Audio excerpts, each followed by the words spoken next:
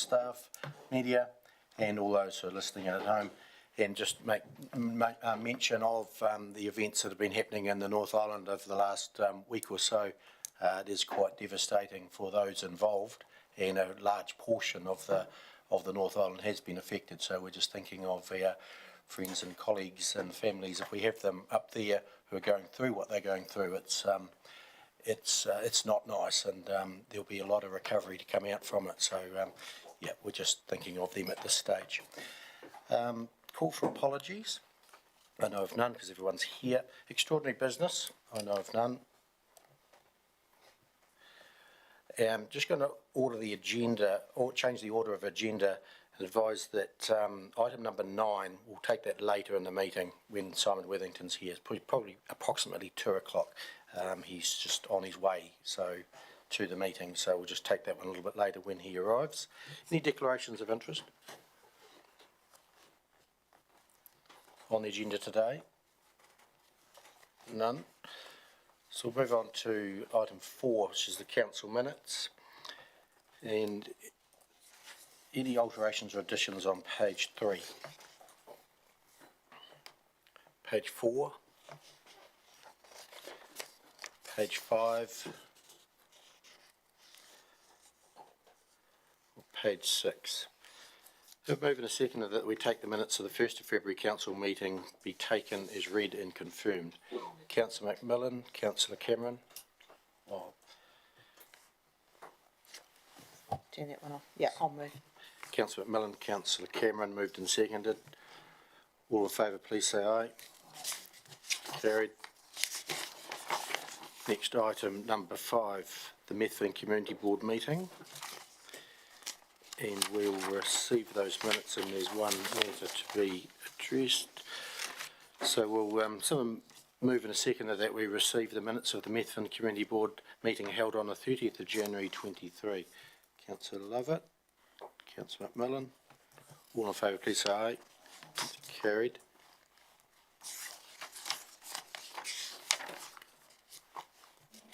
Was there not something? Oh, sorry, that recommendation is the Mount Hutt Memorial Hall Board meeting, not the Methven Community Board. So moving on to item number 6, which is the Mount Hutt Memorial Hall Board. Again, we'll receive these minutes, which were held on the 23rd of January. Move in a second. Councillor Hooper. Seconder. Councillor Macmillan. All in favour, please say aye. Carried. And there's a recommendation there from the Mount Hutt Memorial Board. Then on page 12, and it reads that the Mount Hutt Memorial Hall Board requests that Council investigates the Methven iHub becoming a booking agent. Someone? I wanted to ask a question about that. Okay, let's do that. Is now the time to do that? Yes. Okay. Why is that? Why do they want to become a booking agent, do we know? Who looks after the Tony? Thank you, through the chair. So right now the iHub is just receiving and passing on information to people when they do come in, and they still feel there's an element of their visitors that would benefit and use a service where they could call up the motel and make the booking on their behalf, for example, or book the tour. So they don't have that ability at this stage, they just pass on contact details. Subsequent question, please. Yep. Do they get a margin for booking the motel or the hotel or the event? As I understand it, they would if they became a booking agent, so there would be a little bit of income, but there could be a little bit of cost as well. So we would need to go away and understand what those numbers look like before we decided to actually go that way or not. And I have one more comment to make. When we discussed this last week with regards to the new building and tourism arrangements, etc., we were advised that people now go on Dr. Google or whatever to make their bookings. Is that not happening in Methven? I certainly think Methven's no different than anywhere else in the country, and they have seen that shift away. But there was a view that there is an element of some of the travellers that are visiting that would still like that ability by the people that they talk to face, rather than going off and doing it online. So our report that comes back, this is a question to my last one, Mr. Mayor, the report that comes back then will try and quantify through some market research, like counting how many people inquire over a month to make a booking versus the cost of that. Yes, it And would. the cost would be extra headcount or staffing hours or. And we would need to understand what other similar providers are providing in that space. Hamish? Just through Mr. Mayor, there needs to be an entire system ability to take the bookings, so there will be some upfront cost and effort to providing that service. So the report that we'll prepare, should you pass this resolution, will be to examine all the various issues at play. Yeah, it's only for an investigation, and the full report will come back to council. Correct. Yep. Councillor Todd. Oh, I think it's basically been answered, Mr. Mayor, because one of the reasons for closing the Ashburton Information Centre a few years ago was diminishing requirement for bookings through that agency. So, and here we are again. Councillor McMillan. Just a comment, because I was at this meeting and put forward that recommendation to council, but it's a request that's come from the people that are working at the iHub, who are finding that they're getting a lot of inquiries, especially for the hot pools, and they said if they have that extra service available, they can use that. But I understand that, I mean, that was how the iSites used to work. They used to book for a fee. As soon as the iSites were removed and became an iHub, it was more of an information area. So I suppose it's just deciding what we want, and that report's going to show how much it's going to cost versus how much we might actually make. Councillor Lovett. I'd just like to make a comment, you know, with all the tourism happening up, and this is our main tourist spout up through Highway 72, and I totally support this, because we can grow this in our tourism in the district from this eyesight. I think, you know, I would like to, you know, I'd quite happily move this. I think it's a great idea. We'll take you as moving it, and it's Yes. an iHub, it's not an iSite. Well, an iHub, And we're only going to do an investigation Yes. on it. It's not going to initially happen at this stage. We'll wait and make that decision after we've had the investigation done. yeah, And just for councillors' information, the iSite lost money and was closed to form the iHub. So there may well be some sort of demand there, and it might be changing, and it's worth investigating to see if that's the case. But council closed the iSite there because of the lack of use, essentially, at around about 20, I'm going to say 19, something like that. 2020, something around that. Yeah. I have a mover. Looking for a seconder. I'll second. Open for debate. If any, I'll put the motion. All in favour, please say aye. Against? Carried. Thank you. Item number 7, development of the Ashburton District Biodiversity Strategy. Welcome, Christian and Ian. Anything further to add to your report?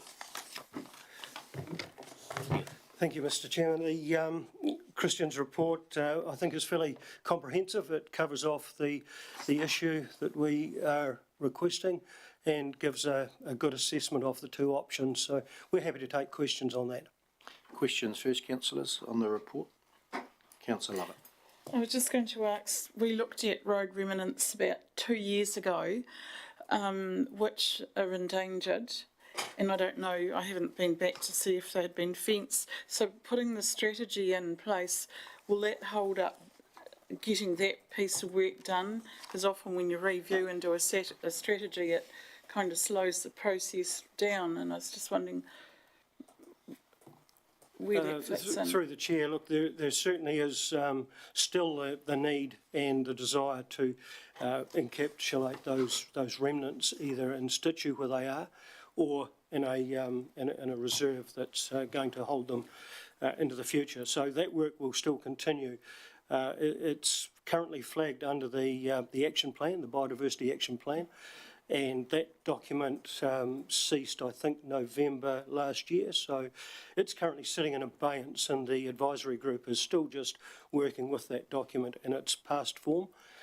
Should we not get approval today for a strategy, then we still need to update the the actual document, which covers off the questions that you ask. So that work will continue regardless and either way. The other comment I was just going to make is the mentions the declining water quality. I kind of thought that we're making improvement in that, and I sort of was surprised to see that declining. You know, I don't know whether it is across Kent, region here, but I thought there's a heck of a lot of work going on improving. They're just on questions at the moment, so that's a good, I just good thing question to why debate. why you had that right. declining.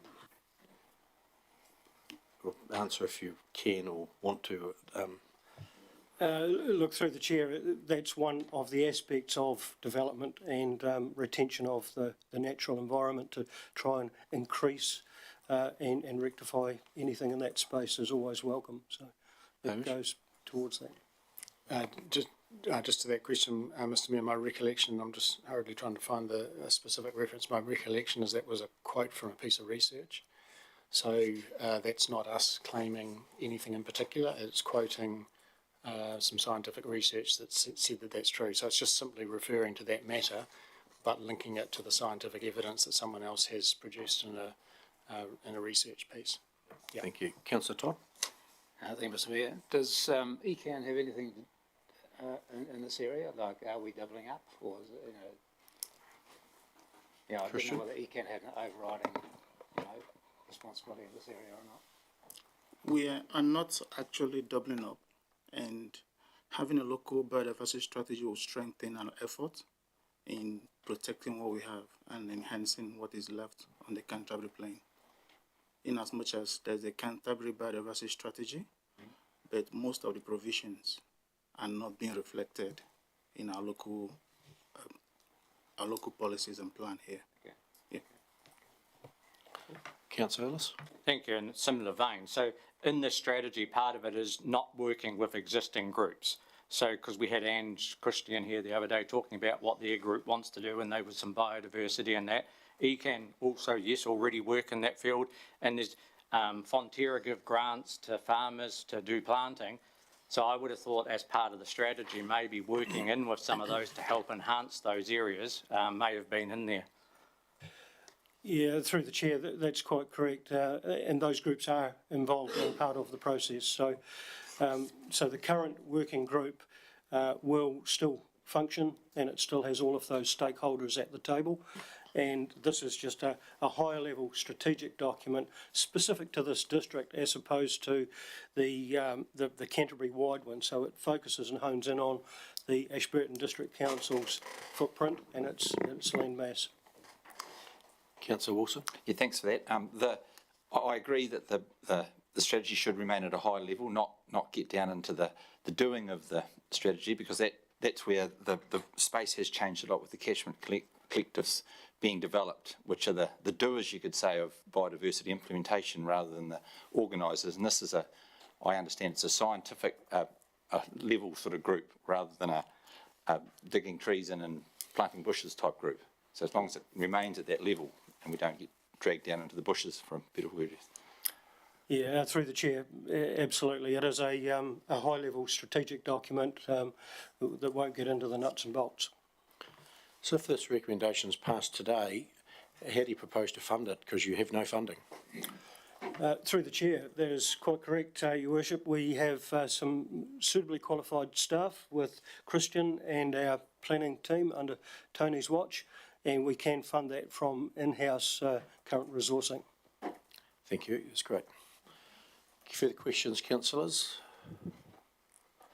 There's a recommendation there, which is council approves the development of the Ashburton District Council biodiversity strategy. Someone like to move that, or something different? I'm quite happy to move it, Mr Chair. Move it. Councillor Brown, seconder. Second. Councillor Lovett, open for debate.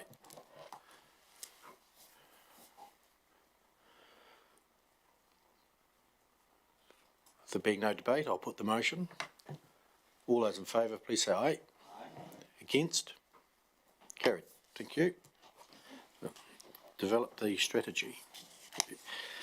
Next item is number 8 on the agenda, which is the Will Street Rail Footbridge. page 23. Welcome, Mark. Anything further to add to your report? Yeah, it's just going, I think the conservation management plan is fairly comprehensive, has a lot of detail in there, and a really good maintenance plan. And so the decision is, we've got this asset, do we want to keep it and spend money on it in the future? So it is, what's the only bridge of its type that's still in its original location for its original purpose in the country. And I think it's heritage listed. If I look at it from a purely engineering point of view, from maintaining the road network with limited funds that we have and things like that, should we be spending money on this footbridge?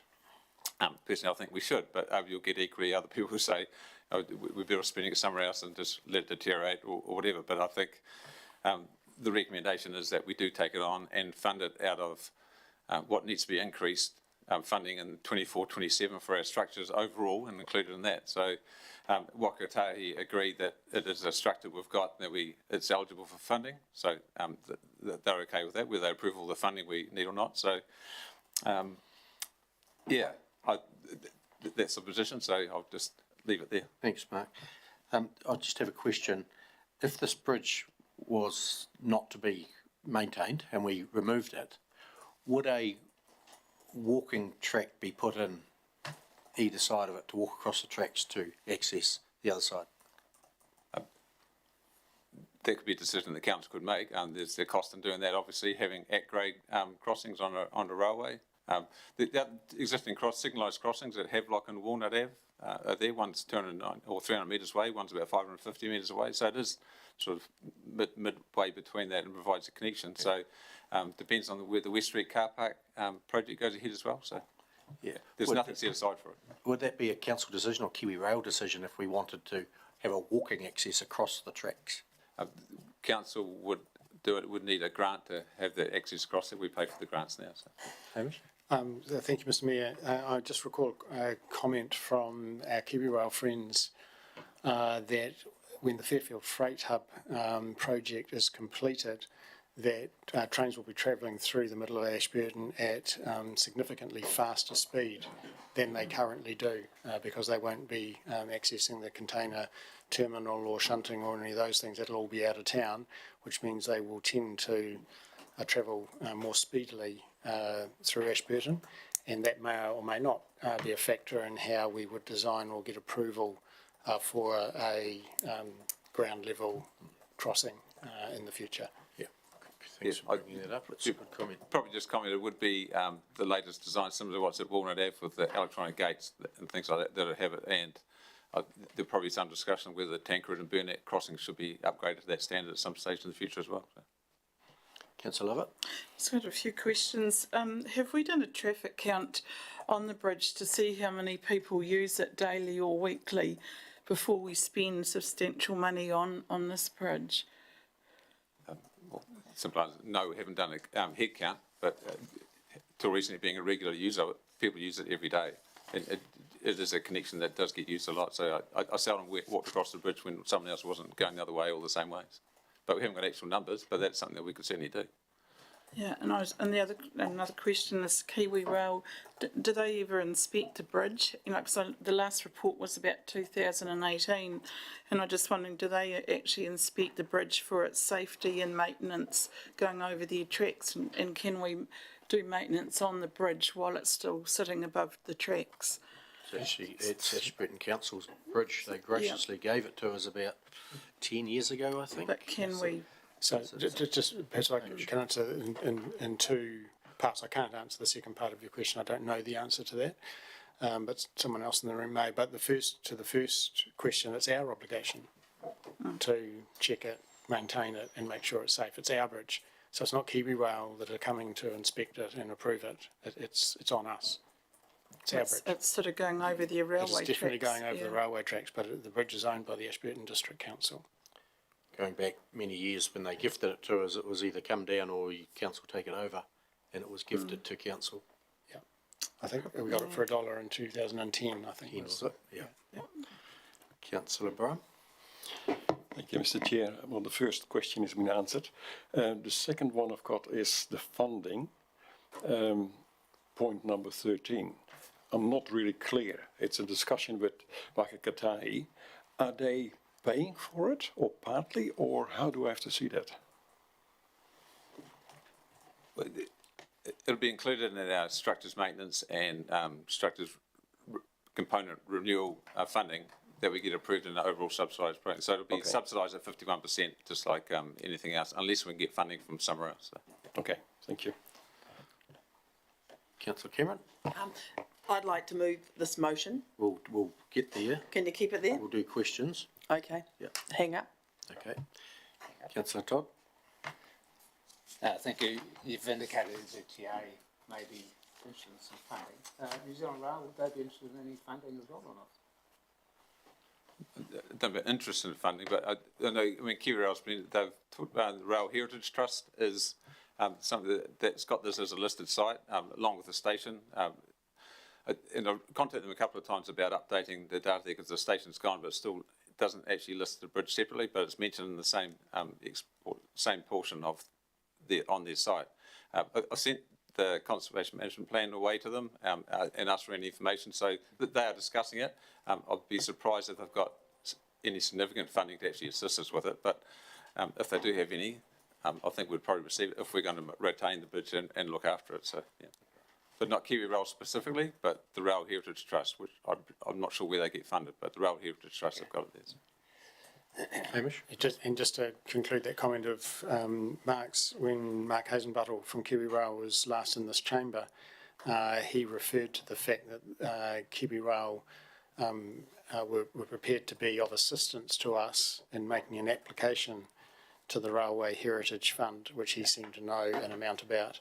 So there was no money from Kiwi Rail, but they have offered to help in accessing whatever might be available from a fund that he knew about, and I think it was called the Railway Heritage Fund. Yep. That's a pity it wasn't upgraded before it was given it to us. Councillor Wilson? I look at the cost of overall bridge assets going forward, of maintaining and keeping them up, and because this has just been classed as a bridge, as with all other bridges in the district, and it's a huge jump from where we've been, spending. And is that affordable going forward? Because it's easy to say, I think 1.18 million, sort of renewals and stuff, and just tack this on the top. Is that affordable, going forward? That's the decision for council to make as part of the 2024-27 land transport program and submit to Waka Kotahi whether we want to put up our share of that and whether they put up their 51% subsidy as well.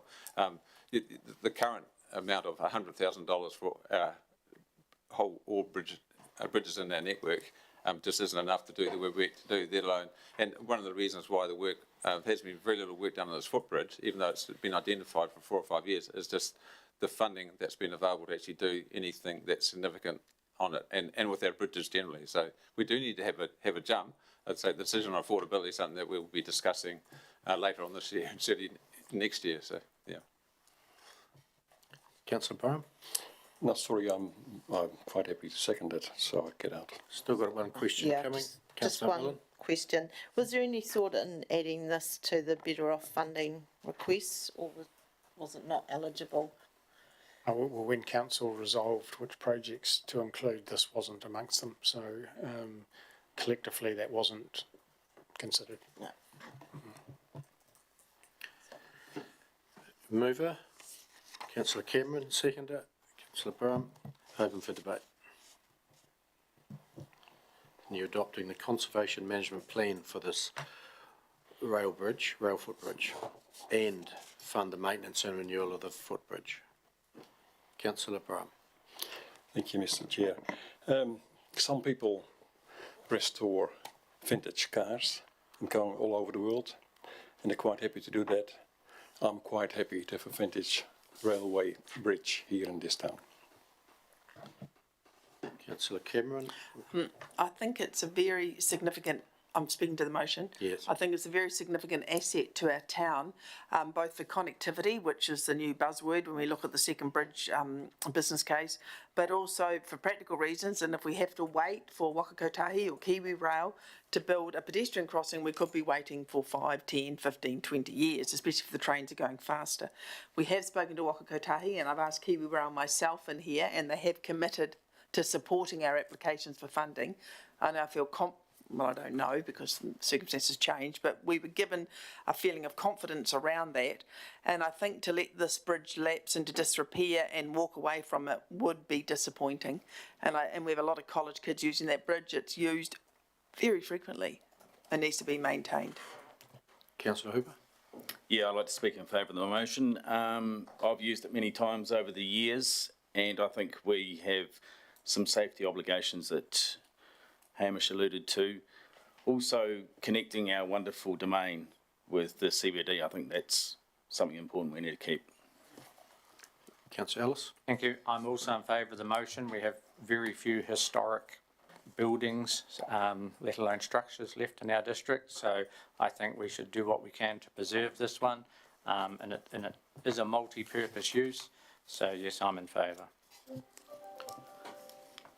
No further speakers for or against, right? Oh, no, sorry, Councillor Lovett.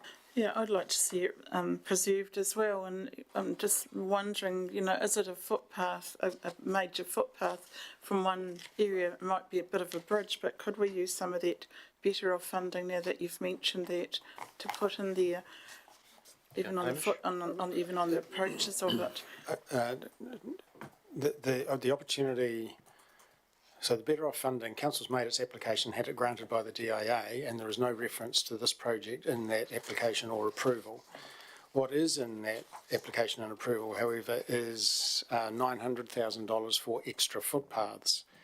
And I think we've heard in here previously that our roading team are intending to examine the capacity that gives us to do additional footpaths, and that the actual footpaths to be done was to come back to council for a specific decision as to how that $900,000 would be spent. So given this debate, there's potential for us to add a footpath. I'm not sure from where to where, but potentially yes. But there's no, the Better Off funding's been allocated, granted, approved, signed off. They've started paying it out. It's not a kind of an ongoing source of revenue for projects we didn't think of previously. So, but because there is a chunk of it that is associated with footpaths, then we could give some consideration as to how this might apply. Anyway, I'll stop there. This bridge is also eligible for funding, as Mark says, so by NZTA, so we need to optimise the funding as well to get it to fit in the right timeline. We're just irrelevant of where our 50% comes from, there's 50% on the other side, which needs to be used to its maximum. Councillor Ellis. I think we also just need to be aware events of the last week may use up a lot of funding pools that are outside of the norm. So it might all get a bit tighter, I think, over the next year. Speakers for or against, right to reply if needed. No, it's not really needed, but I'd just like to say how gratified I am to see around this table that everybody supports the heritage and history in the town, and I look forward to a bright future. I'll put the motion. All in favour, please say aye. Aye. Against? Carried. Thank you. We'll move now on to item number 10, which is the Water Services Legislation Bill, and it's the draft submission. Thank you, Mark. Welcome, Tony.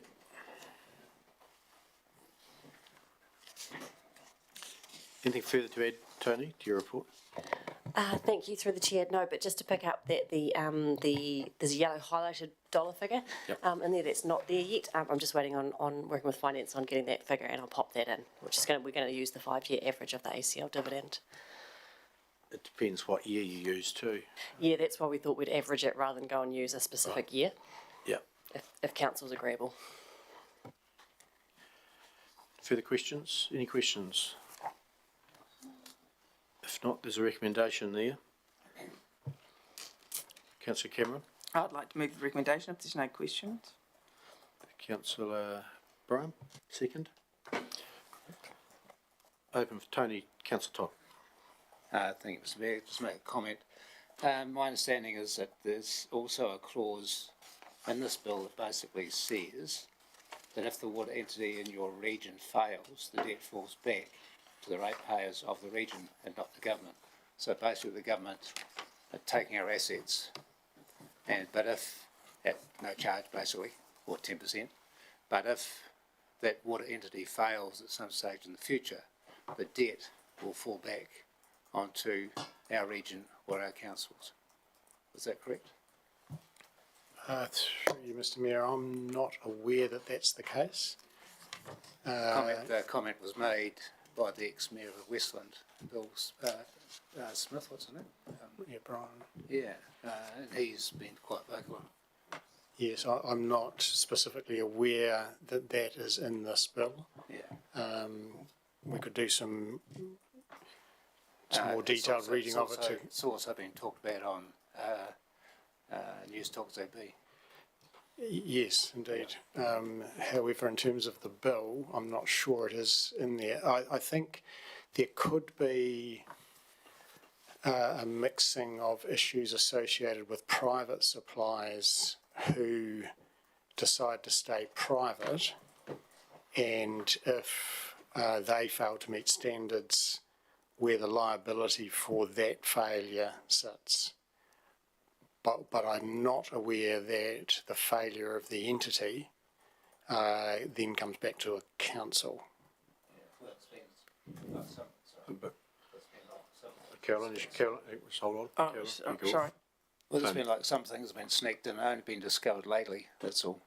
Yeah, and indeed. And one of the really useful things that's happening with this bill is the work that particularly Taitura, which is the Association of Local Government Managers, has done a very detailed examination of this bill and a very clause-specific, detailed submission to the Select Committee on the bill.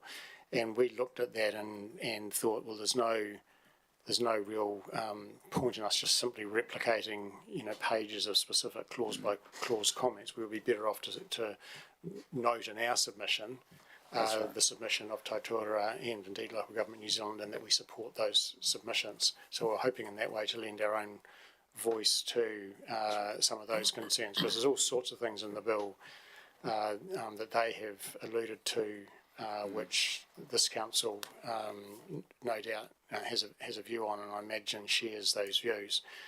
What we tried to do with our submission was to add a more focused kind of approach to the individual issue, and you'll see the concentration here on the inclusion of CCOs as a particular matter of quite specific importance to us, and hence the emphasis in this submission on that, because not every council is affected by that. No. And we are, so we need to highlight that. But there are a myriad of other issues. I know that submission has also, the Taitura submission has also referenced the geographic averaging of price issue. And if you remember, a lot of the justification for the reform was based around work that said, if you stay on your own, the price will be way up here compared to if you go into the entity.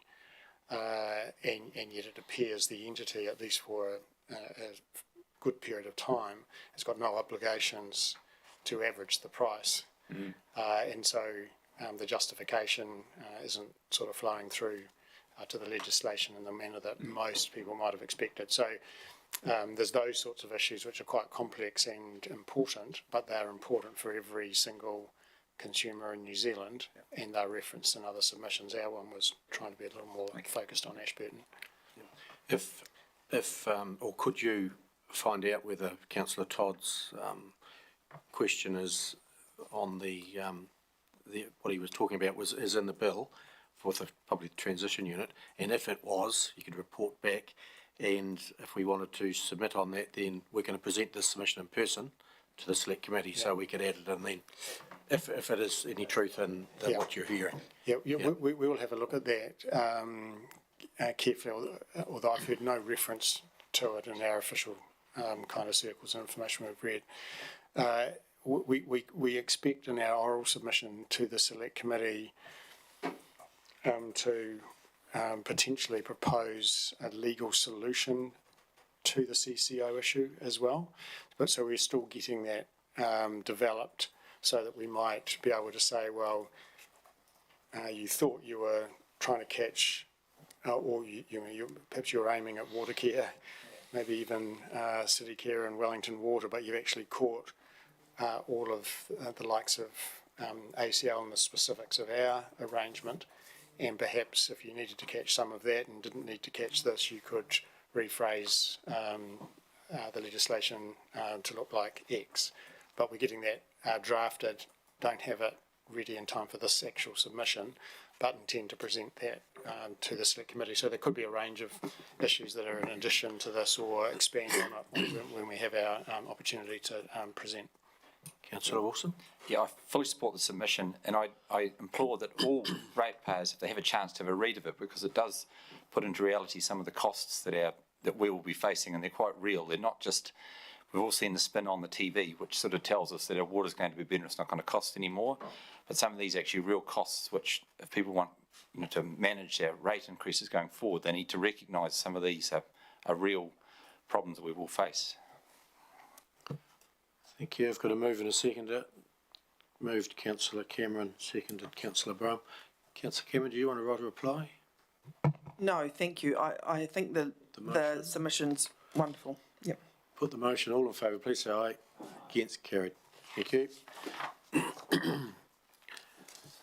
Item number 11, and it is the naming policy.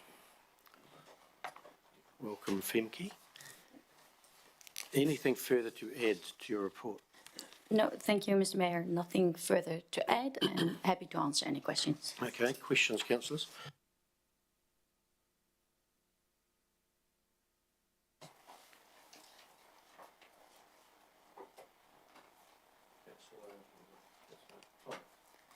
Thank you, Mr. Mayor. Will this mean that names presently used for parks and reserves, could they change in the future? Or is this for any just new projects? Thank you. Through the chair, the intention of this is for new parks and open spaces. Thank you.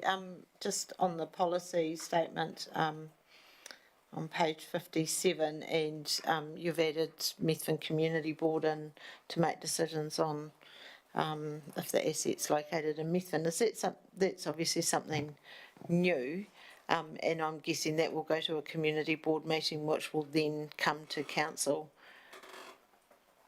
Is that correct? Yeah. Thank you. Through the chair, yes, that is. We just want to make sure that we've got quite a clear process, that we would talk to Methven Community Board before we went to try and name something in Methven.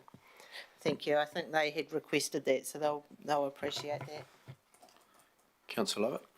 Yeah, I was just looking at, is it page 59, 3.5, where possible council officers will attempt to contact the people who they consider would be affected by a change of name.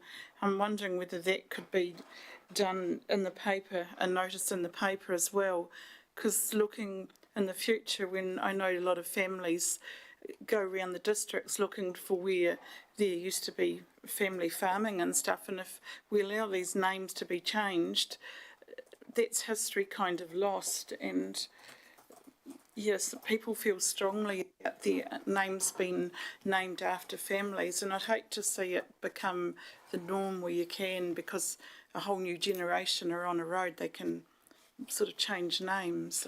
You know, I don't like it myself, but just thinking, yeah. Hopefully that generation would have the same name, but Ian? They're the founders, full founders, yeah. Thank you. Through the chair, the renaming especially is, it requires careful consideration, both from at officer level and of course the information that we provided to yourself as councillors to make a decision when the time comes.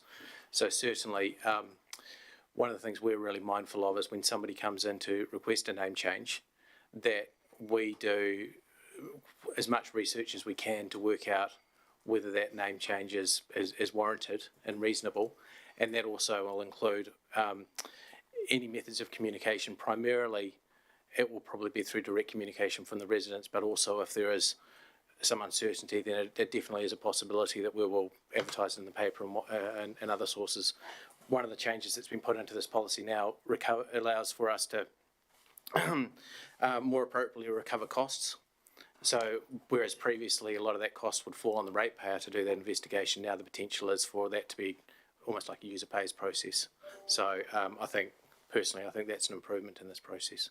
Yep, it's a good policy, but it was just a comment had been made to me by several people that they never saw it advertised in the paper the last time we did one, and I wonder whether that should be added to this and just to cover that. That was all. Yes. I think what we hear is that our attempt to contact, which is what this policy says, needs to be a pretty decent attempt. I mean, we're not saying there that it's any particular way, so I think attempt to contact still covers an ad in the newspaper, but what we're hearing is that we have to try really hard to contact those people and use a wide range of methods to do so. So we'll make a note of that. Ian, do you get many applications to rename roads? Yes, fits and starts. Oftentimes we do actually have a couple that are on the books at the moment, but the investigations are still ongoing into them. A lot of times it will involve suggestions for correction of the names when somebody thinks that the name has been misspelled sort of in the past, or there's been some sort of correction or change, and those are the ones that we have to spend quite a bit of time in looking at, even internally, before we even go out to the public to actually say, hey, this is what we're thinking. It's probably one a year, maybe, but most of those will eventually find their way to the council anyway. That's my next question is, does council always make the final decision on a road, naming of a road and renaming of a road under this policy? Yes, they will, yeah. Right. Thank you. Further questions? If not, there's a recommendation there. I'm happy to move. Councillor McMillan moved. Councillor Brown, second. Open for debate. You speak to the motion, Councillor McMillan? Do you want to? Don't have to. No. Any speakers for or against? I'll put the motion. All in favour, please say aye. Against? Carried. Thank you. We can now go back to item number 9. Simon's here. Tourism arrangements. Now on page 31, 30. Simon, welcome. Anything further to add to your report? No, nothing further to add, thanks. Okay, we'll move into questions. Councillors' questions of Simon? Councillor McMillan? Thank you. I've got a couple of questions. Just on the current situation with, on page 32, and you've got trends happening in May this year, and we're already committed, and you're saying that you're working with Selwyn on with that. Would you work with other, I mean, there's obviously a lot of other operators already in the district that would be going to trends, so would you work in with them, or are you looking at working in with Selwyn to sort of have an overall umbrella? I'm just trying to understand. Sorry, we're working with Selwyn District as a partner, but we'll be using trends to showcase all of our operators. So the idea is that we'll bring a group of people through Selwyn and Mid Canterbury. That's where the partnership is, but our individual operators like Apuki, Mount Hutt, some of the accommodation providers will get support. Will get showcased through this initiative. Okay, so just another question. When Christchurch NZ took over the contract, there was an event up at Terrace Downs that was a collaboration with Selwyn and Ashburton. So at that time was Christchurch NZ looking after the Selwyn operations, because it was run by Christchurch. I was invited to attend, so I went. Yeah, Just so trying to understand how it's all working. it was again done in partnership. To my knowledge, Selwyn have never used Christchurch NZ like we did as a contracted party, but certainly there's a lot of collaboration. And I've just come from a meeting this morning where we're talking about even more collaboration with Selwyn, because visitors often don't see the territorial borders that we have, but they, so we're talking about initiatives along the Inland Highway, for example, that we can both collaborate on. To my knowledge on that event, it predated me, but I believe that Bruce, Moffat and Shay at Selwyn had kind of had that good idea about putting something like that together, and those are things that we'll certainly look to replicate in the future. I think it was widely regarded as a good event. Yeah, thank you. Can I ask another question? Yeah, just could I have a supplementary in there? Yeah. The Trends, I think what this is saying is Trends is a conference, so someone needs to man the site. Yeah. That's what you were thinking. So who's going to man the site? Or you that'll fall to me at this stage. Okay. Right. Good. Liz. Just another question. It's on page 33. Your focuses and number D, identify new products that will help increase the attractiveness of the district as a place to visit and drive visitation numbers. Is that really what we need to be focusing on at the moment? I see that more as an economic development. Something to do instead of tourism. I think our main goal would be to promote what we have got already to the visitors instead of adding that next level. One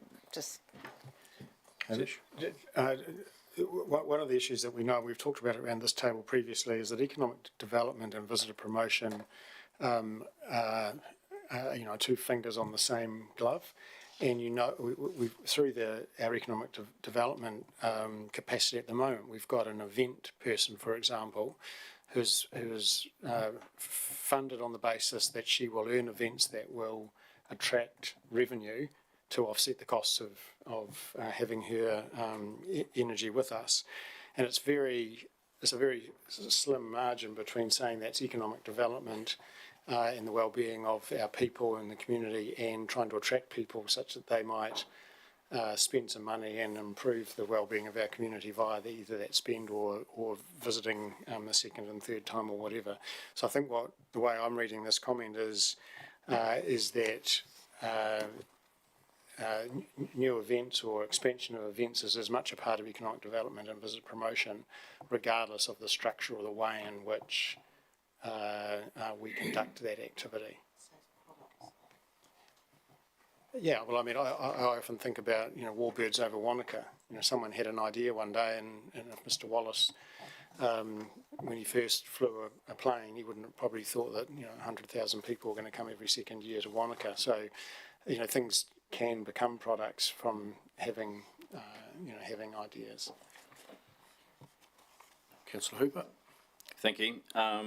Page 35, the recommended option sees council increase funding to 375,000. I just wanted to know, broadly speaking, how the extra 180k would be spent.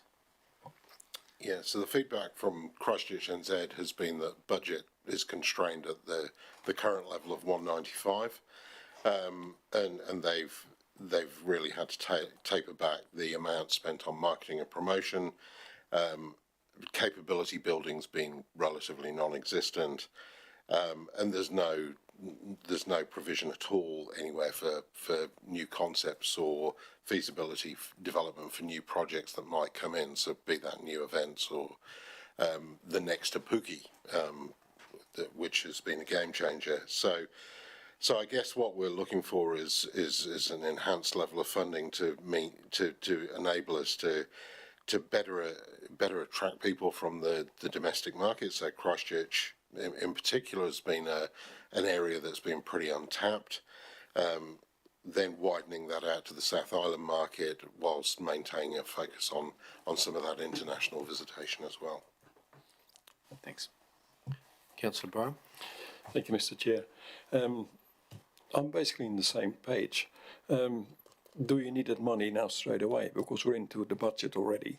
We have to find it somewhere if you want to have it next year. Or can you? Yeah, look, it's a really good question, Mr. Mayor, and one that we've talked about a lot internally over the last couple of weeks, particularly at the exec team level. And it is a little bit chicken and egg. At some point, we need to know where visitor promotion is going to be post 1 July. And that's both a structural and a resource question. And one way or the other, it impacts on the budget that we're still working through. So had we made further progress with the budget, then we might have found that the budget was leading visitor promotion considerations. If we have the visitor promotion report first, then that clearly has an impact on the budget. So we kind of feel they've just got to keep walking down the path they're on, and this has come to you ahead of the final budget consideration, but it's impossible to kind of do it together.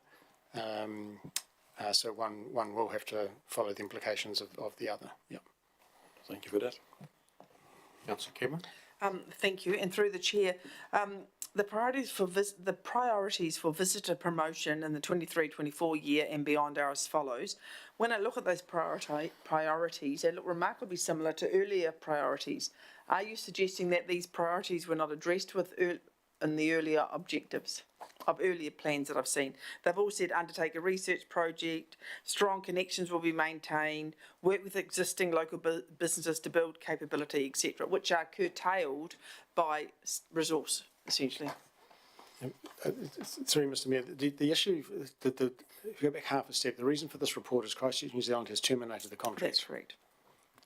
So at the moment, we don't have a visitor promotion structure post 1 July 23. So what we're trying to recommend to you is that we pull that visitor promotion capacity inside the economic development team, and Simon's making the case that it should the resourcing for that should go back to pre-COVID levels. So it may well be that the focus is exactly the same as it always used to be, and exactly the same as Christchurch New Zealand's. What we have to do is have a mechanism or a structure to deliver the services, because at the moment we don't have any visitor promotion capacity to deliver anything. Can I ask another question, please? But pre-COVID levels, were they not 195? No, that was 375. So when did we drop to 195? When we did that 2.5% rate increase budget, as we were all facing the 2020, Yeah. when we were contemplating the very uncertain economic reality of the pandemic, and the borders closed. To be fair, Council said, well, what's Experience Mid Canterbury's role if you can't travel?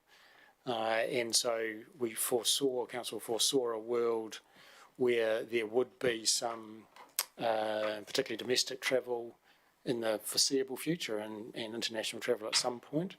And Christchurch New Zealand were able to make us an offer that was at a significant saving to the manner in which we had contracted with Experience Mid Canterbury. So we moved away from Experience Mid Canterbury, saved ourselves the $180,000 and did a deal with Christchurch NZ, which lasted until just before Christmas when they terminated it. Yep. May I ask one more question, Mr. Mayor? Yep. How is success going to be measured? How are we going to tell success from this? We're going to see more visitation and more visitor nights, which is going to have a broader impact on the economy. We're going to see Ashburton much more front and centre stage in people's awareness of the region and that telling of the Ashburton story. And I think we'll also see some intrinsic benefits of people moving to the region for work and other spin-offs as well off the back of that. But thank you. Principally, we're looking for economic gain. Because we need that is a qualitative and important measure, but we need a quantitative measure. 400 more people or 4,000 more people or extra whatever dollars and at the moment in the community, as I understand it, we have tremendous staffing resources in that tourism sector. So are you driving with no capacity? You know, I mean, there's a whole lot of things to think about, and I wonder if we're rushing into, personally, I wonder if we're rushing into this. Through you, Mr. Mayor, I think, again, there's steps that need to be taken. If we don't have a structure, if it's not approved to be in-house, there is no one doing anything. And it won't matter how you measure it or what resources it might be available, there simply won't be a skeleton to put anything to. So this report is primarily about a recommendation to bring the services that have in our recent past been run by Experience Mid-Canterbury and then Christchurch, New Zealand, in-house.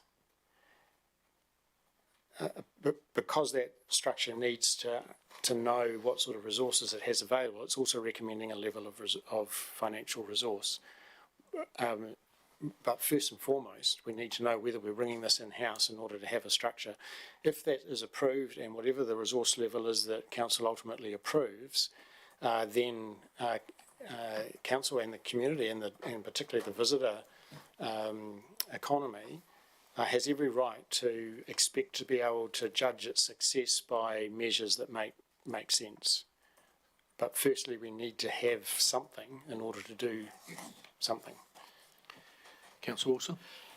Trying to understand the story, I'd say, of how visitor promotion has occurred through Mid-Canterbury in the last couple of years, I went back to the 7th of April 2021 review of district promotion, which was a report done to perhaps try and understand what we should be doing.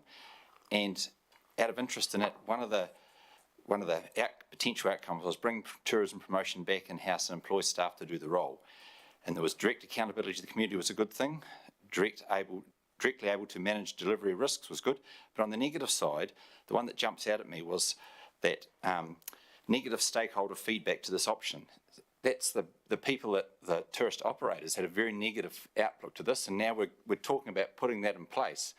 I don't believe we've got the operators on side with us with this sort of thing. I'd like to see us go to the end of this year, because obviously we've got some commitments we need to fulfil, but around the foothills there is some exciting new tourism ventures with the hot pools, the skating rink and the existing ski field, and they're only just sort of getting going, and I think we need to review, and before we commit money to something which hasn't mentioned those main organisations, we need to be thinking of how are they promoting themselves within this, not us promoting them promoting themselves, because they are private businesses, therefore they should be directly involved and be promoting themselves and us helping, not us leading and them just sitting back watching it happen. Yeah, and look, I understand that, Mr. Mayor, and we are getting feedback from those very businesses that they are very worried right now that Council doesn't have a structure to assist, facilitate, coordinate and otherwise support the visitor industry with the demise of Christchurch NZ's contract. I think at the time that report was written, they weren't looking for Council to take it in-house, and my recollection is that people knew that Christchurch NZ were generally in this market, and they were already providing services similar to those they ultimately provided Ashburton through to the Mackenzie. So some of those operators operate in a wider area than just Mid-Canterbury, and were very aware of Christchurch NZ's capacity and expertise. Christchurch NZ, however, have terminated the contract. They're no longer an option. They aren't something that we can compare ourselves to because they're not available to us. So what we're hearing now, and someone might want to elaborate, but what I understand we're hearing now is that doing nothing is the worst possible result. And in the absence of Experience Mid-Canterbury, the absence of Christchurch NZ, and the absence of anyone else we can think of to contract, we are better to now bring it in-house to support that industry. Yeah, can I concur completely what Hamish has just said, and add to that this paper has been written with the industry supporting this approach. So, I've had multiple meetings with the Mid-Canterbury Tourism Advisory Group, which, if you accept this recommendation, we'll continue working with. but also the major tourism businesses and visitor businesses in the district have all had input into what I've written here. Thank you. When get to the stage of the recommendation, I'm going to take it in three parts. Good idea. 1, 2 and 3. So when we get to that stage. Councillor Me? McMillan, here. Thank you. And I too did a bit of my own consulting and shared the report with a couple of key people I know involved in tourism, and they don't want us. They don't want to see us doing nothing. In fact,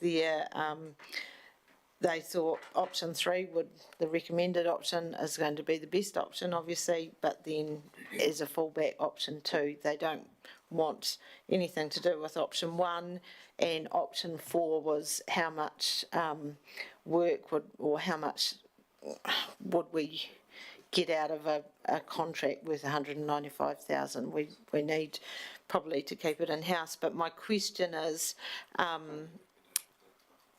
if we went for the recommended option, and there's an impact on the rates, would this go out for consultation? Would it have to go out for consultation for the annual plan?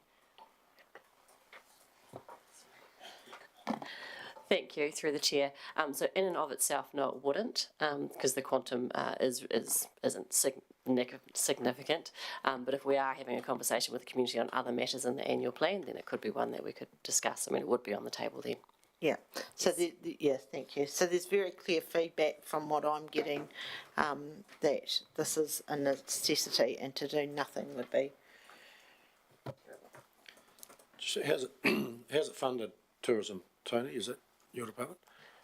It's 50% general rate, and 50%, I want to say, targeted on businesses within Methven, Ashburton and Rakaia.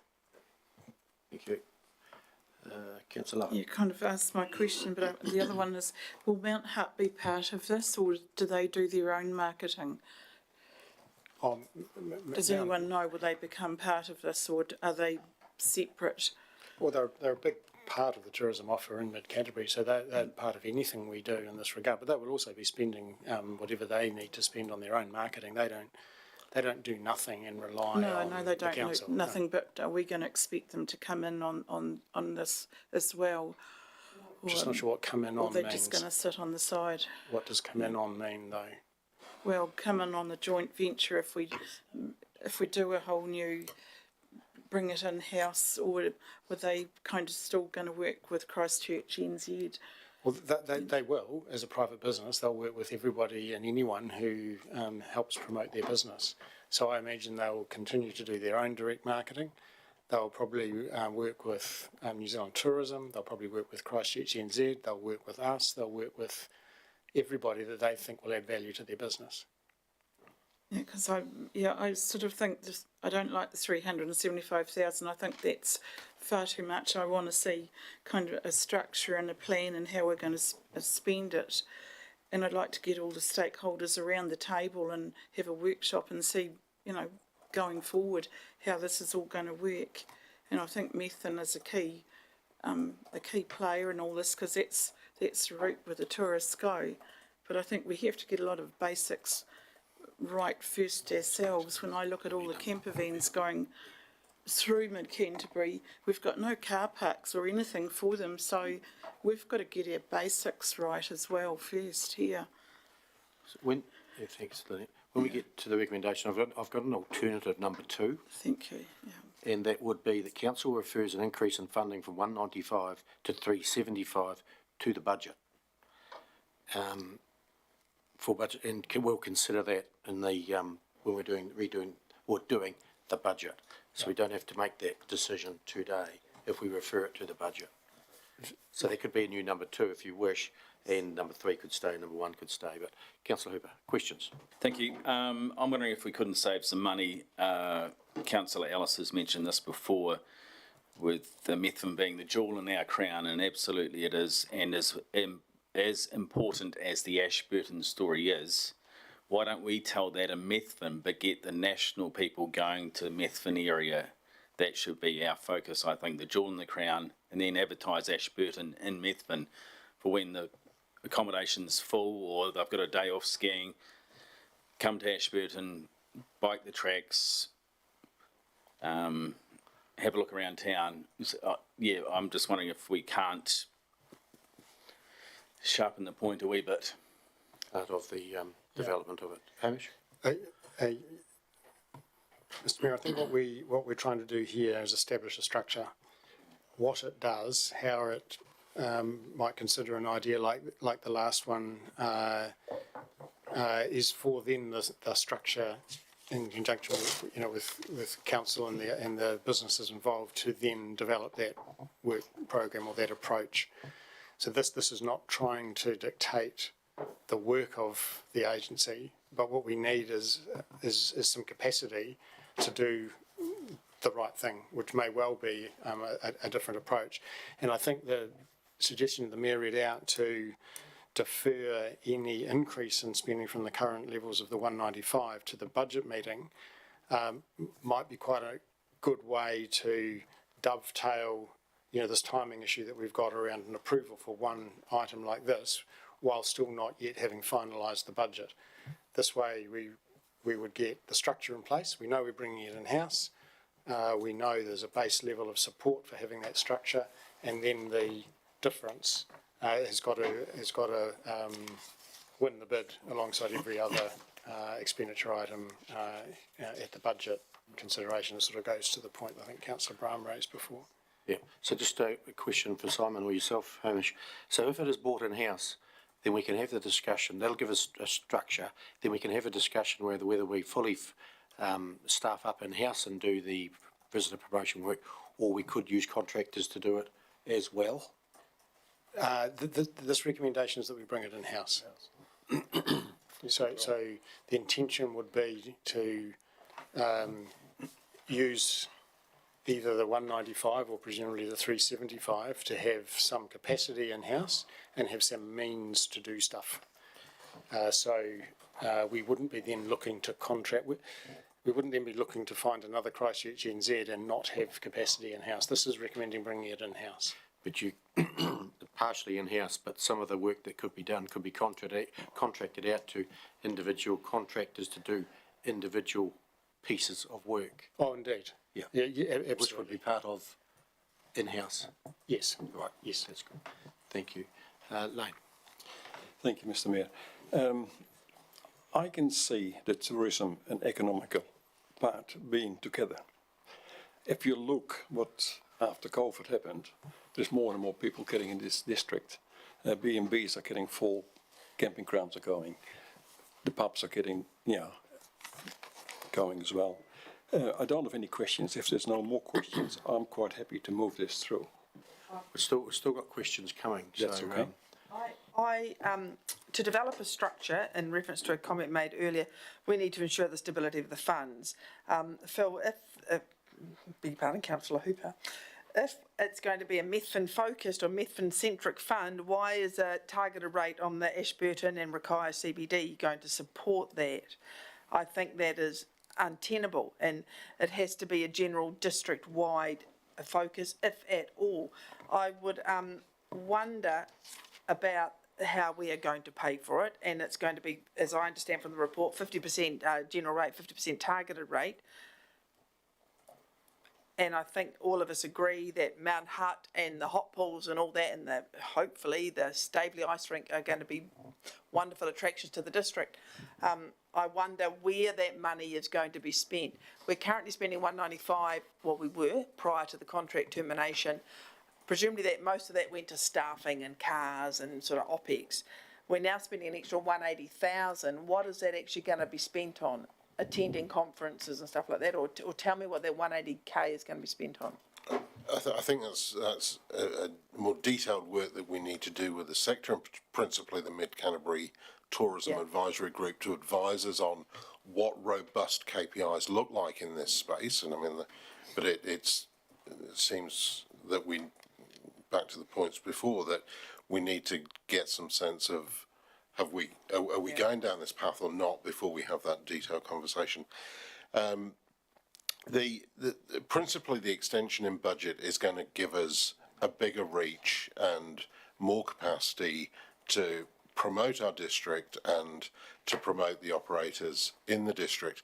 The operators, that doesn't negate the operator's own responsibility to promote their businesses. But what we're talking about doing is promoting Ashburton District as a destination for people to come and visit, spend their money and contribute to our economy. And when I've used the words the Ashburton story, I'm a bit torn here, because when I'm using it not in the sense of Ashburton town, it's the Ashburton District or the Mid Canterbury area that I'm talking about. So it's yes, really pumping Methven as a jewel in the crown, but there's also jewels in there's little gems in Ashburton and Staveley and elsewhere in the district as well, which we need to lift up and promote. And I think, that's been one of my observations historically, that those things haven't had the kind of push and the focus that we could potentially bring, and therefore the economic gain hasn't followed in behind. And I totally support the idea that the council provides a positive, healthy environment in the district for businesses to thrive and develop and progress. I do not necessarily support the idea that the council pays for the business's promotion. But also, as an aside, I would like to have those KPIs firmed up before we commit to the dollars. So my preference would be to delay, postpone, reduce until all that is determined, so we're not just taking a punt when we're already got pressure on the rates and the pressure on inflation, etc., etc. That is my personal view. I've got 3 more questions, then we're going to seek a mover. The seconder. Russell. Thank you. My question's along a similar vein.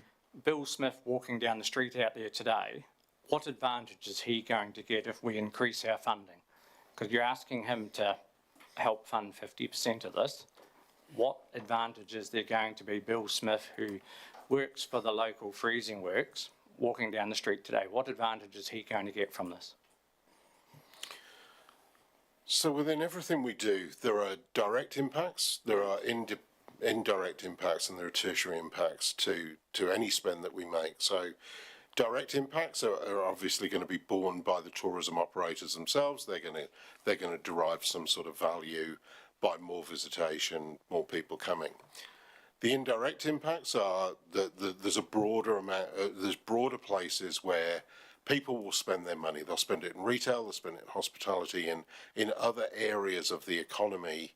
I'm not sure that they can go and directly spend in the freezing works, but then there's the tertiary impacts where that money is then sloshing around our economy. So just because we've enhanced a sector doesn't mean it's only that sector that's going to benefit, but actually the broader economy benefits by greater money revenue flowing through the economy, and that's really what we're getting at.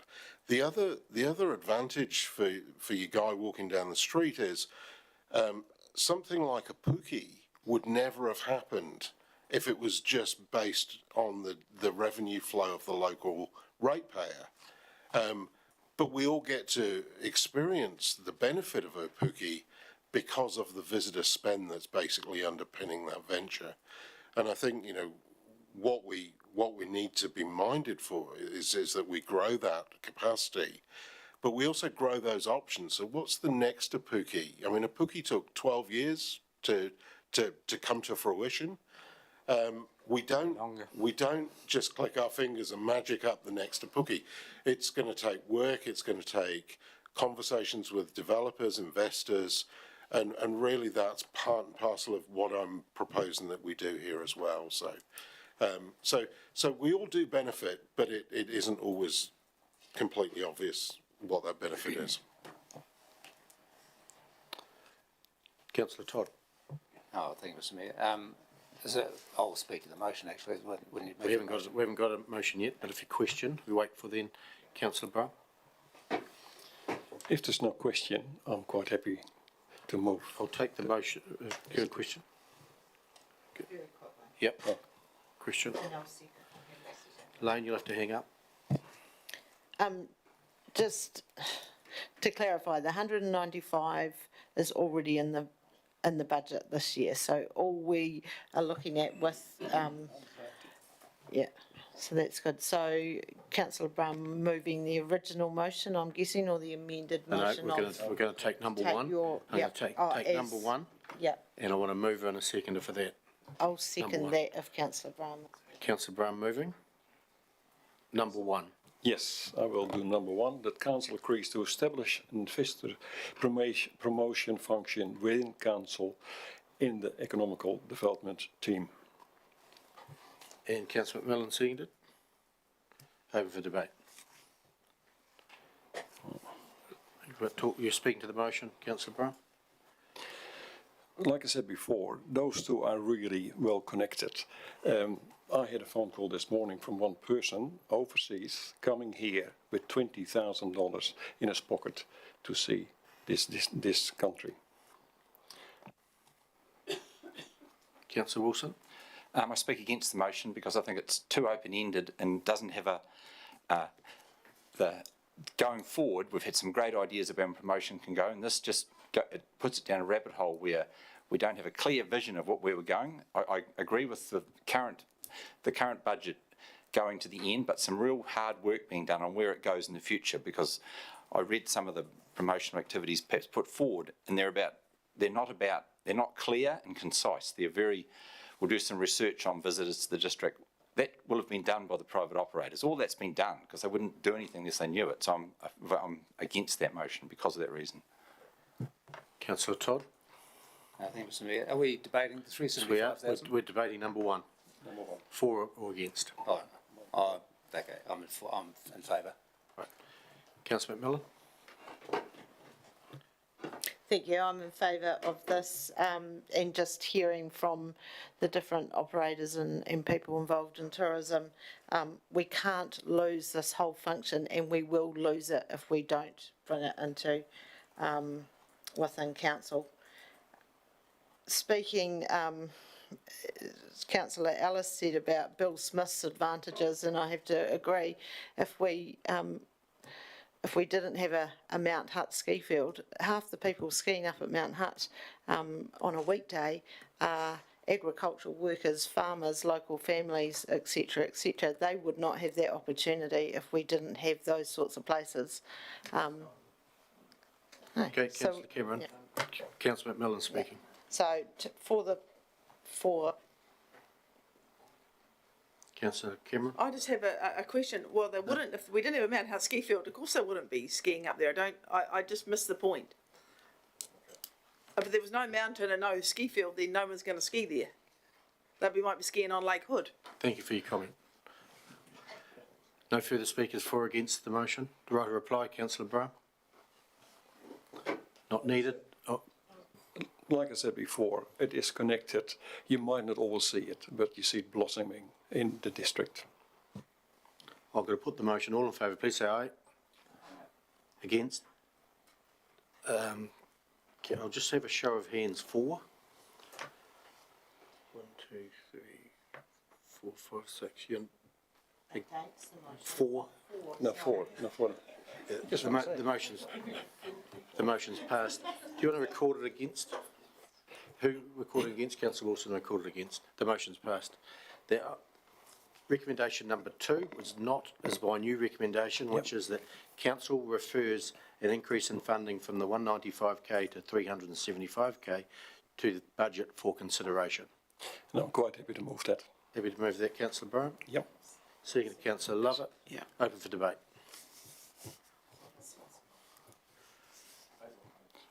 Comments? Debating? Comments? Yep. Councillor Wilson first. Yeah, I'll just make the comment that in the 375 budget, it's not clear where that money's being spent. Last time when the 195 was discussed and agreed, it was very clear how the money was split up and how it was going to be spent, which gave me confidence in that the money was allocated in the correct way. This is just a big amount of money that doesn't have a clear direction, I feel. I'm concerned that it'll be, when money is available, this instant becomes means of spending it, ways made up to spend it, rather than a good, clear direction of why it is being spent. Thanks, Councillor Wilson's good point. So we'll need a business case at the budget stage to see where the extra monies would be spent. Councillor Todd. Thank you, Mr Mayor.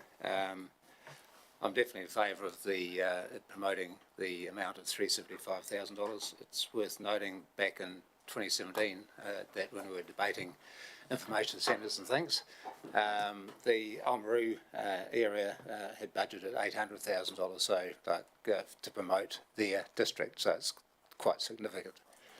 But we need to be telling our visitors, both international and domestic, what our district has to offer. But we also need to be promoting the district to promote prospective employees to come here and live here and play here and work here. And there are definitely companies in town that are struggling to get the staff, and I think even our council itself is struggling to get staff to come and live here. There's one company in town here that was debating whether it should shift its sales team to Christchurch. They're getting responses for people for the job, but they don't want to come and live here. So we're not selling ourselves properly to do that. So I see Ashburton really as flying under the radar. We need to be promoting ourselves, what we have to offer, and the facilities we have here. So I'm definitely in favour. We are more than a toilet stop, so we've got to be selling our products, and we're not doing that at the moment. Councillor Lovett? I was just going to say, when it comes to budget, I'd like to see a really good breakdown and some KPIs that we achievable, because it has to come as a whole picture to us. Otherwise, we could sit here and argue about the 375. So it needs to be well put to us to make some decisions. We intend distributing the budget back on Monday to you, so we will do all we can to, if this was passed, to have as comprehensive a business case for you by Monday. All we can. Councillor Cameron? I just have a point of clarification for you, Mr Chair. Is there a 195 option in here, or we're only voting on, because I support visitor to The 195 is locked in. You did that number one. Oh, so that's already there? It's already there. Well, I voted erroneously there. I should have supported that. What we're going to do at the budget stage is look at increasing it to 375. So this is the point that we're voting on now? To send it to the budget Beg your process. pardon. Thank you. Yeah. And then we'll discuss whether we take it to 375 or not, or some other number. No. Yeah. Councillor Hooper? Yeah, I speak in favour, but with the business case. Yep. We'll put the motion. All in favour, please say aye. Against? 2 against. Recorded? Passed. Councillor Brown? The third point, that a review of district promotion activity takes place in the 3 years' time as part of the 27-37 long-term planning process. You move? No, second. Second it? I'll second. Lynette, love it. Yep. Second. In debate? Councillor Wilson? Yep, I believe it's far too far out, because we've effectively putting 3 years of this extra funding in before we actually review it. And we have got some big projects that are happening now and are going to be in the phase of promoting and spending money on their promotion. And we're just sitting, we're developing. We should be reviewing it now in tandem with those big new projects. If you get in at the start with them, they will have resources and people willing to be part of the promotion, not sit back and wait to be told what it could be. So that's why I believe it should be done in a lot sooner than 2027. Speaking to the motion, I'd like to see it let district promotion run for 3 years and see how they perform in-house and review it after that. So I'm quite comfortable with the review in the 27 to that long-term plan spot. Councillor Hooper. Thank you. I agree with Councillor Wilson. I think it's a big chunk of money, and I think an annual review would be better. Hamish? I wonder if there's a different perspective on what review means. We will review the activity against its KPIs regularly and bring that to you. This review was intended to be of the overall structure and the fundamental question of whether or not it stayed in-house and we continue to do it should be a little further out. If you have an annual review of having anything, then we're back to trying to recruit fixed-term contract employees that won't be as easy as a full-time job. We'll have a whole host of things that will be far harder to make a success of. That's not to say that we won't review the activity on a much more regular and shorter term basis. It's just that we're not about to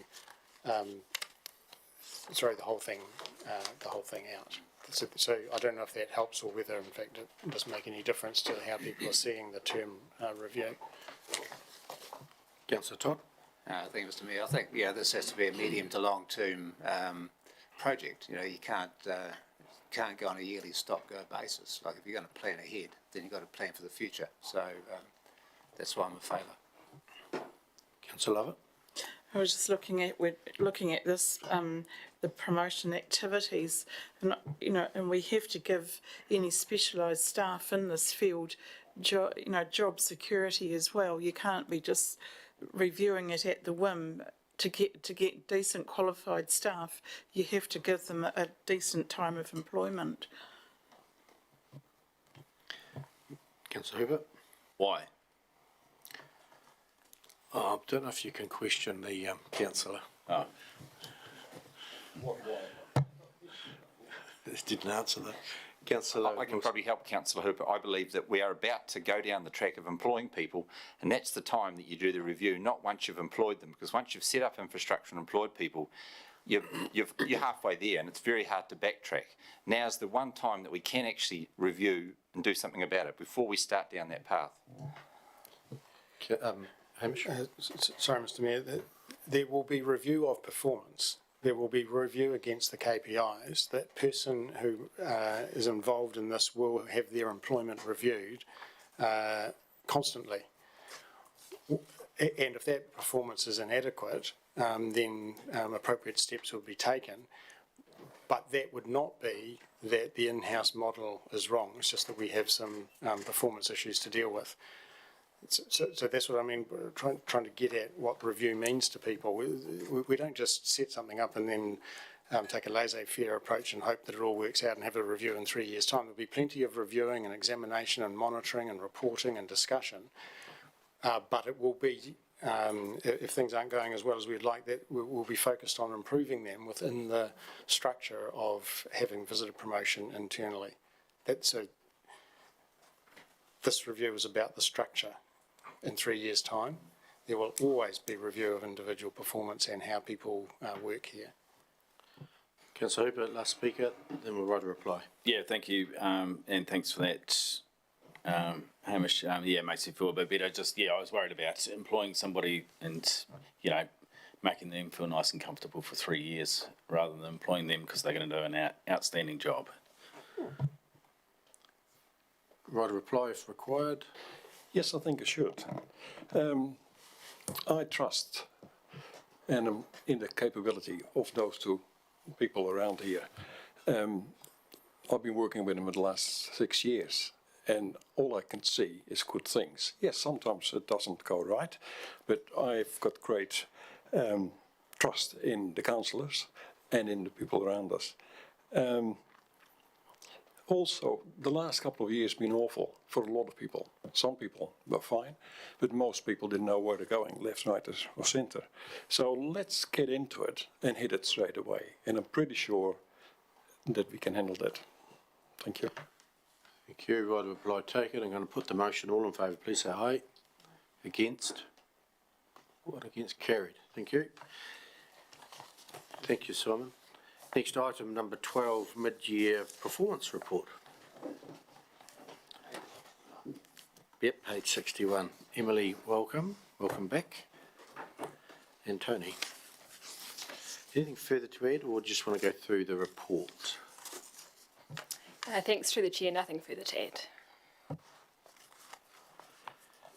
Councillors, questions? I just have one question. It's on page 64. It's the first one. Ashburton supply failed due to missed E. coli samples.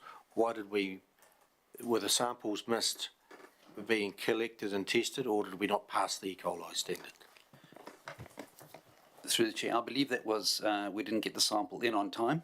It wasn't a failed test. There's a prescribed time frame that these have to be delivered, and one unfortunately missed that time frame. One out of how many, approximately? I have no idea. I'll have to get that number for you. Yep. Thank you. Questions, councillors?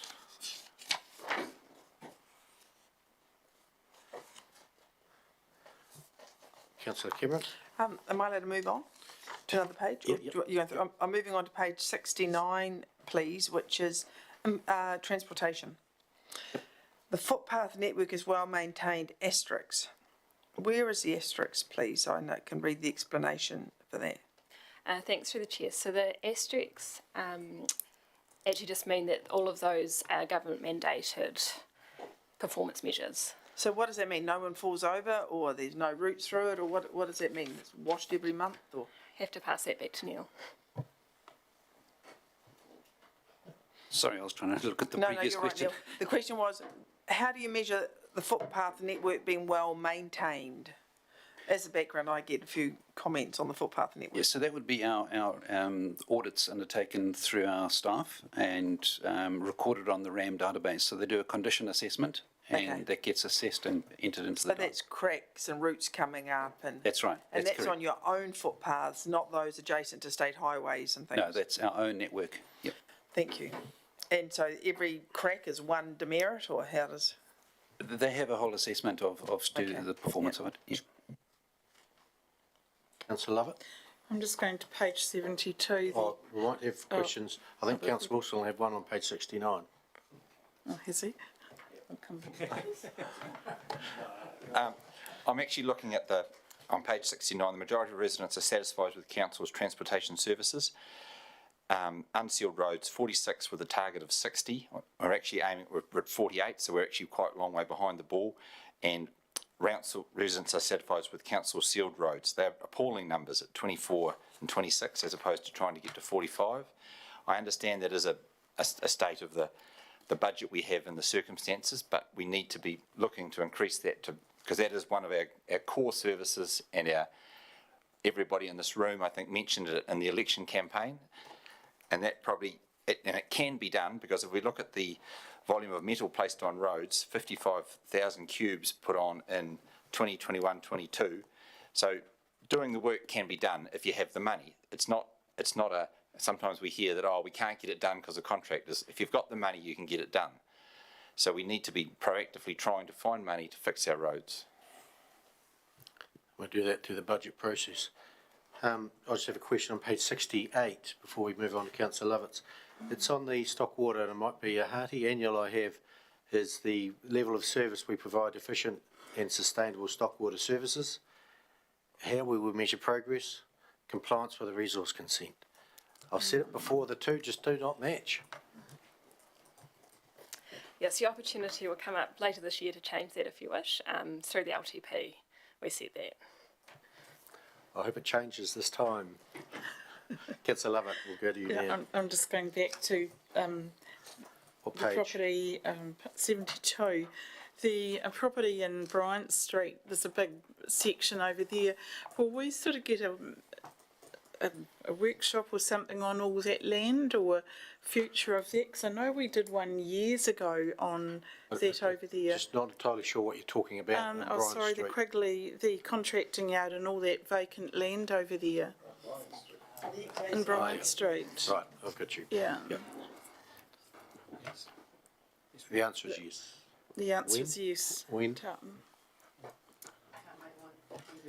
Through the chair, we are working through that at the moment. We have some leases in place that go through to the end of 2025, but we are working through our work program to work out what we can bring to you and when we can bring it to you in a timely manner. Thank you. Page 73. Page 74. 75. Councillor Hooper.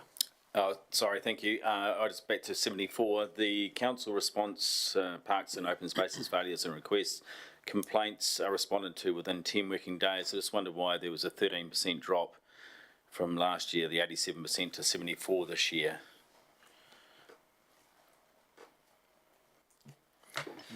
Through the chair, I believe that was an issue with not closing those CRMs on time. They were actually completed, but by the time the work was done, but by the time they closed the CRM request, they missed that time frame. So that's now been rectified. Thank you. 76. 77. Councillor Cameron. Just a very quick, back to 74, just a very quick question. Residents throughout the district have access to sports parks per 1,000 residents. Have we got 3.4 hectares per 1,000 people in the district with access to sports parks? Or what is that? Can you help me understand that metric, please? Yes, through the chair, that is correct. So we've got about 16,000 people live in the town. There's 16 times 3.4. The whole district. This is nothing of this is about Ashburton Town. This is about Ashburton District Council's entire area. Yeah, well, I'm trying to locate it to an area. I just can't get the meaning of that. The target is about 3.5 hectares. We've got 35,000 people in the district. We should have 100 hectares of parks and reserves to meet the target. And obviously we do. Tony.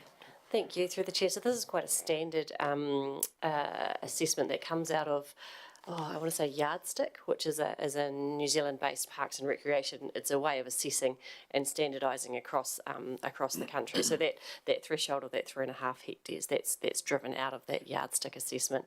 Certainly, Ian and Bert and the Open Spaces team, they have a lot of the detail with that information if you ever wanted to. It is. It's not just a random figure we've plucked out. That's deemed to be what is actually quite appropriate. Councillor Hoover. Thanks, Mr. Mayor.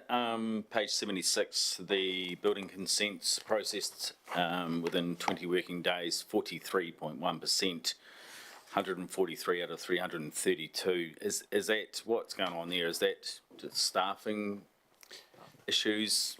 It's through you, Mr. Mayor. As we've reported at the activity briefings, the construction boom has made it impossible to adhere to the number of days, and I think every council around New Zealand has been having the same problems. We have had some extra staff on. We use contractors. We use other councils when they have capacity, but the sheer volume of building over the last 2 years has made that measure look like that. So we continually looking for ways within a very constrained resource environment to improve it. And I think, if memory serves me correctly, while the 20 days is the statutory requirement, we also report in the activity briefings on the average number of days to turn around a consent. And my recollection on the last activity briefing, it was something like 21.9 days.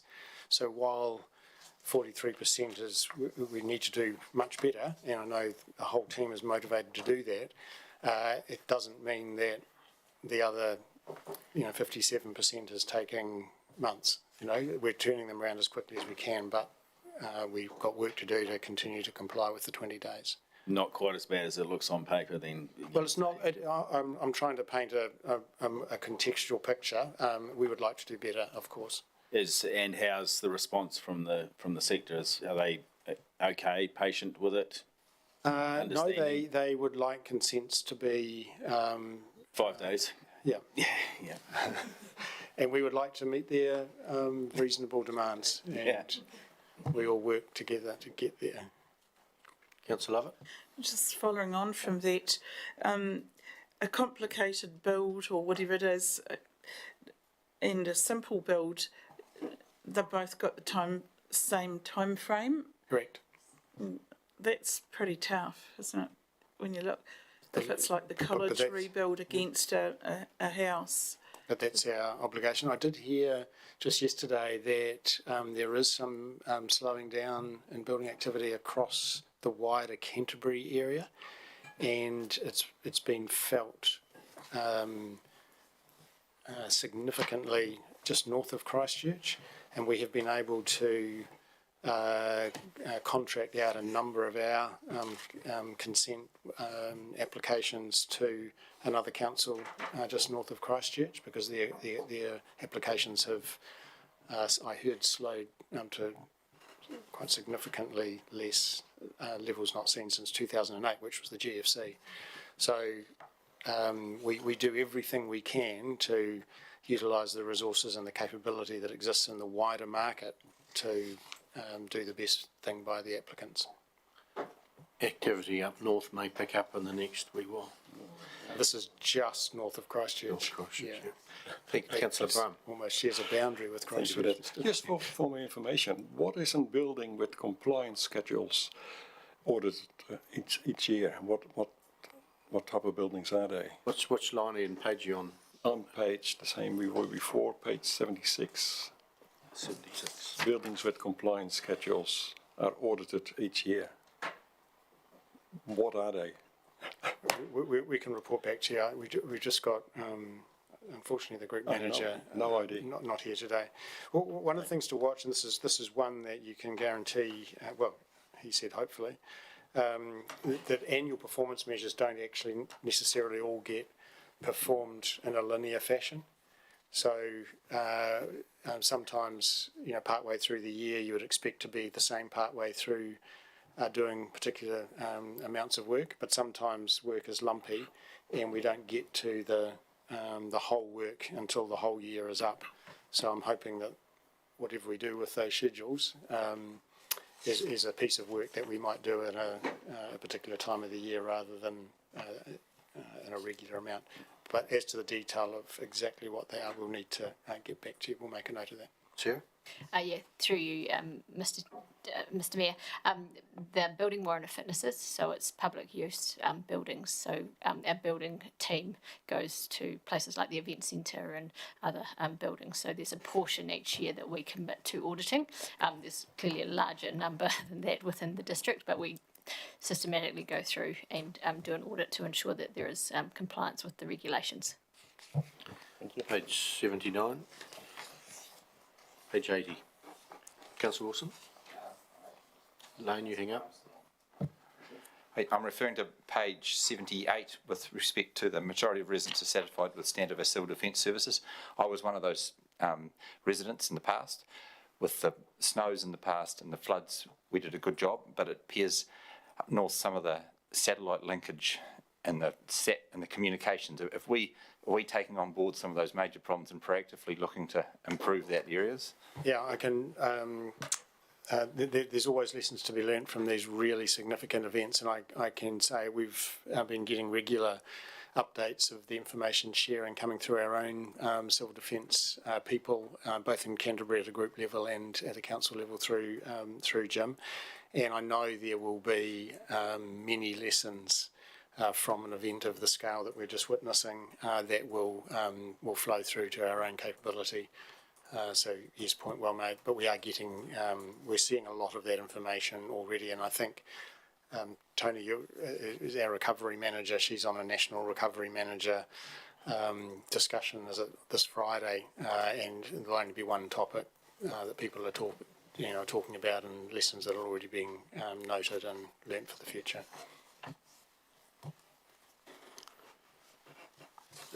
No further questions. There's the recommendation there on page 61. Councillor Cameron, like to move? Yes, please. That we receives the mid-year non-financial performance report. Have a second it. Councillor Wilson. All those in favour, please say aye. Against, carried. Thank you.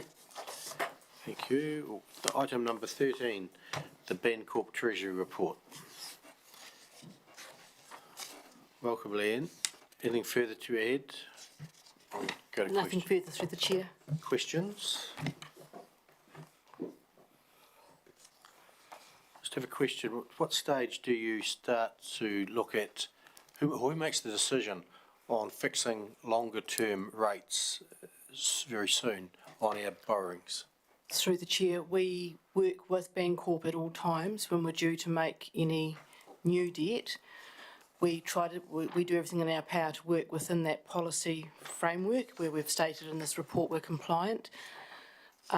given that we're starting to see some of the long-term debt interest rates starting to drop, we remain conscious with that. And so rather than converting everything to long-term, we use our hedging and multiple ways of mitigating that increase rather than trying to lock ourselves in, which becomes inflexible. Yeah. So long-term rates are dropping off quite quickly. As of 31st December, when this report was done, they weren't. Correct. Today they are. Correct. Someone needs to be on the ball. Our debt is larger than what it ever has been, and our long-term rates need to be looked at for locking in at more favourable rates at the moment. Correct. We work with Bancorp and we're in contact with Miles, who you met recently, came back through. We're in contact with Miles on a very regular basis for that reason. Yep. Thank you. Councillors, any questions of the Bancorp report to Leanne? Nope.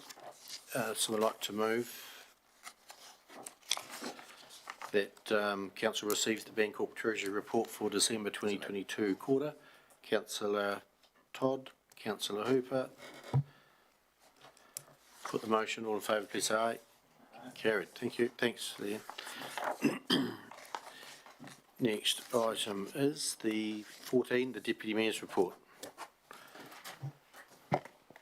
Questions or you speak to it? Yeah, I'll just quickly, just one something to add. On the Monday the 13th of February, I went out to the Hakateri Marae committee meeting with our new Tuia representative to introduce her to the committee. And she'll be introduced to Council very shortly as a new staff member.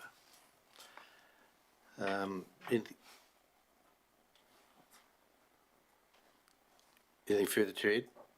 You want to move any questions of the Deputy Mayor? So we'd like to move. I'll move it. Second it. Graham. Put the motion on, favour, please say aye. Carried. Item number 15, the Mayor's Report. I'll move. I'll second. Assuming there was no questions on the Mayor's Report. I'll put the motion. All in favour, please say aye. We received the report. Carried. Thank you. That takes us to the welcome of new staff. 2:50 in my schedule, which is 2 minutes away.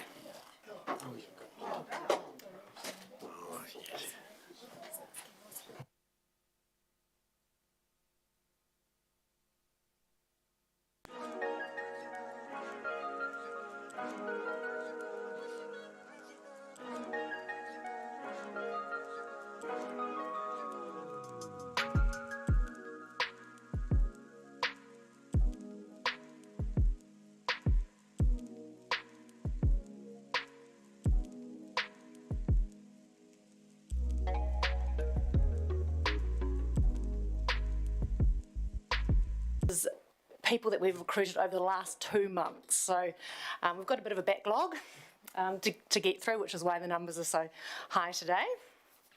But what I'll do is I'll call out your name and your position, and I'll get you to stand up and give everyone a wave. So our first person is Renee Julius, and she has started as our property manager. Then we have Michelle Driscoll, team leader, business improvement. You may recognise Michelle. Katie Graham, she has started in the Ashburton Art Gallery and Museum as an educator. We have Arvin Torio. He has started as our application specialist. And Bew Adams, he is our utilities contract engineer. Poppy Surridge, customer services officer. Megan Allett, also a customer service officer. Rachel McKeach. No, Rachel, she might be late. Noted. People and capability graduate Harrison Crossley. And we've also got Caitlin, who's also a P&C graduate, Caitlin Smith. And yeah, Rachel. Maybe we must have been right on time, were we? Yeah. Have you still got one more coming, do you think, Katie? No, apparently she's not coming. Next time. Next time? Okay. Well, thank you for that, and thank you for introducing the new staff to us, and to the new staff, welcome, and hope your time here is long and productive. And we are going to break now for a cup of tea. We've finished the open part of our meeting. More than welcome, or we hope you will join us for a cup of tea and have a chat, get to know you a bit more, better. So someone like to move that we move into committee. Councillor McMillan, Councillor Lovett, all in favour, please say aye. Carried, thank you.